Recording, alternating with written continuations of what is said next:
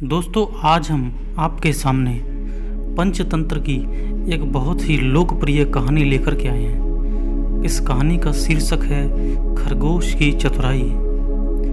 किसी घने वन में एक बहुत बड़ा शेर रहता था। वह रोज शिकार पर निकलता और एक नहीं दो नहीं कई कई जानवरों का काम तमाम कर देता। जंगल के जानवर डरने लगे कि अगर इस शेर ने इसी तरह से शिकार करना जारी रखा तो एक दिन ऐसा आएगा कि जंगल में कोई भी जानवर नहीं बचेगा।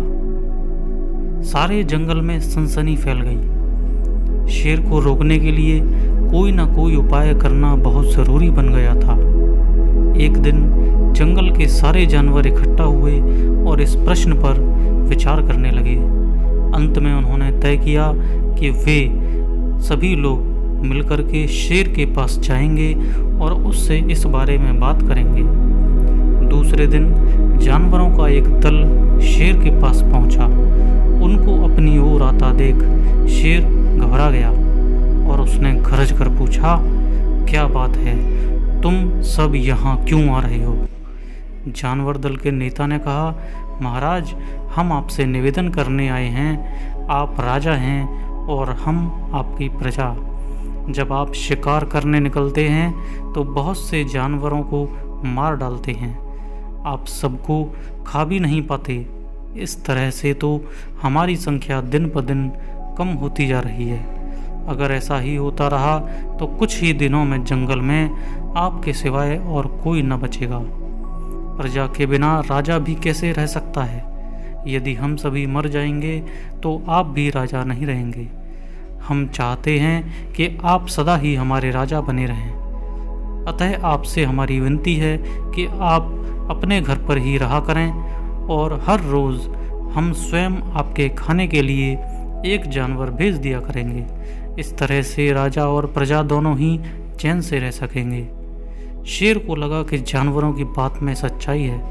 उसने पल भर सोचा, फिर बोला, अच्छी बात है, मैं तुम्हारे सुझाव को मान लेता हूँ, लेकिन याद रखना, अगर किसी भी दिन तुमने मेरे खाने के लिए पूरा भोजन नहीं भेजा तो मैं जितने जानवर चाहूँगा उतने मार डालूंगा।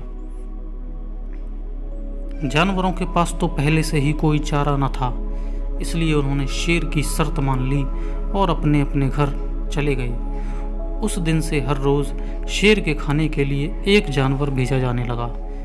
इसलिए जंगल में रहने वाले सब जानवरों में से एक एक जानवर बारी बारी से चुना जाता। कुछ दिनों बाद एक खरगोश की बारी आ गई। शेर के भोजन के लिए एक नन्हे खरगोश को चुना गया। खरगोश जितना देखने में छोटा था वह उतना ही चतुर था। उसने सोचा, बेकार में शेर के हाथों मरना तो मूर्खता ही है।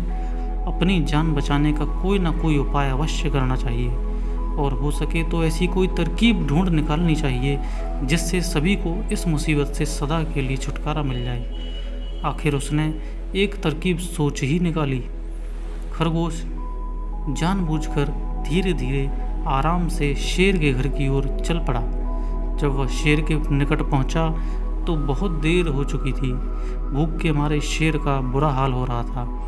जब उसने सिर्फ एक छोटे खरगोश को अपनी ओर आते देखा तो गुस्से से बौखला उठा और गरज कर बोला, किसने भेजा है तुम्हें? एक तो पिद्दी से हो और दूसरे इतनी देर से आ रहे हो।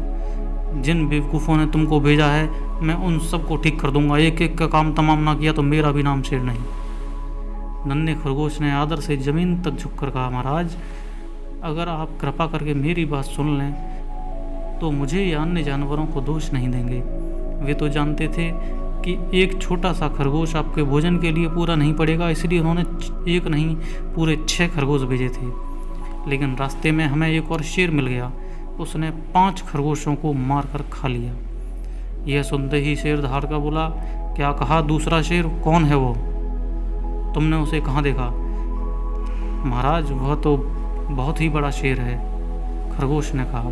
वह ज़मीन के अंदर बनी एक बड़ी गुफा में से निकला था। वह तो मुझे मारने ही जा रहा था, पर मैंने उससे कहा, सरकार, आपको पता नहीं कि आपने क्या अंधेर कर दिया है। हम सब अपने महाराज के भोजन के लिए जा रहे थे, लेकिन आपने उनका सारा खाना खा लिया है। हमारे महाराज ऐसी बातें सहन नहीं करेंगे, वे जरूर ही यहाँ आकर आपको मार डालेंगे। इस पर उसने पूछा, कौन है तुम्हारा राजा? मैंने जवाब दिया, हमारा राजा जंगल का सबसे बड़ा शेर है।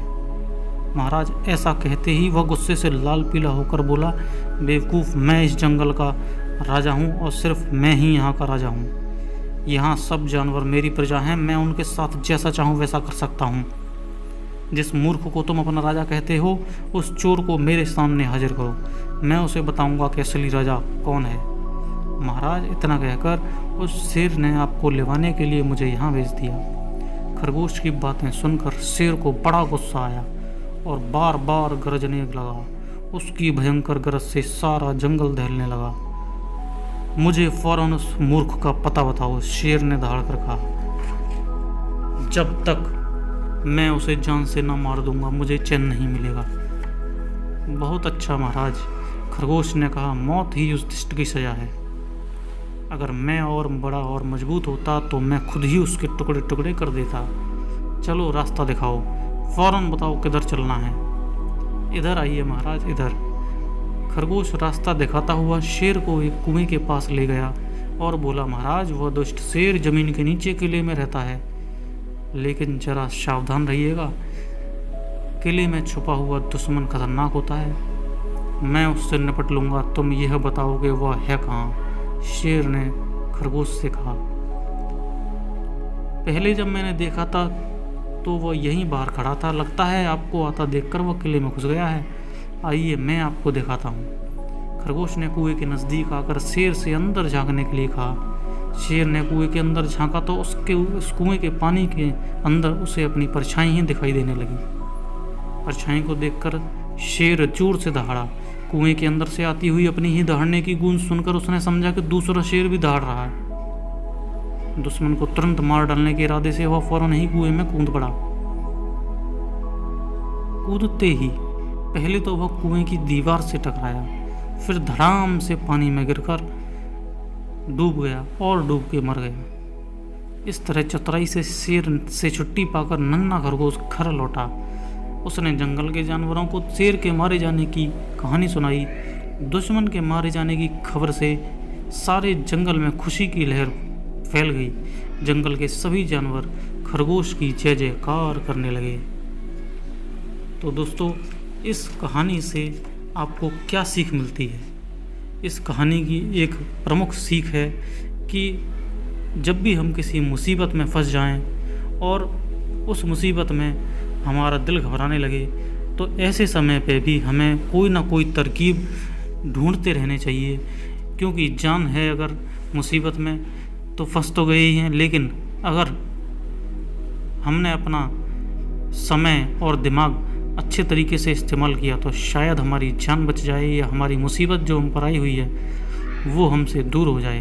तो इसीलिए मुसीबत के समय कभी भी घबराना नहीं चाहिए। ये अनोखी सीख हमें इस कहानी से मिलती है।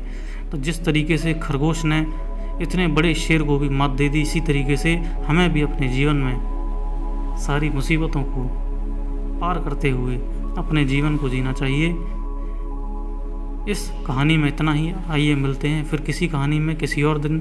तब तक के लिए हमारे इस चैनल को सब्सक्राइब कर लीजिए, जिससे कि हम आपके लिए पंचतंत्र की और भी ज्ञानवर्धक कहानियाँ लेकर के आते रहें।